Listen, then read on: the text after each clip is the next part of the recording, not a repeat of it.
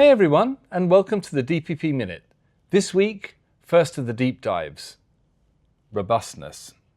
Indeed, durability changed into robustness. The reason is the JRC found out it's too difficult to measure durability. So they changed it to robustness, which actually have standardized test reports available, such as visual inspection and dimensional change.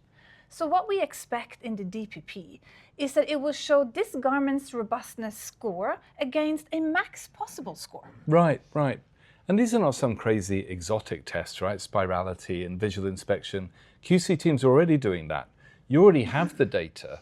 It's just having it in a structure that the DPP can read it. So I guess right now, people should be pulling all that data they have into one view and looking for the gaps and talking to their suppliers about it, right? Now, not in 2027. That's right. And that was the DPP Minute. See you next time.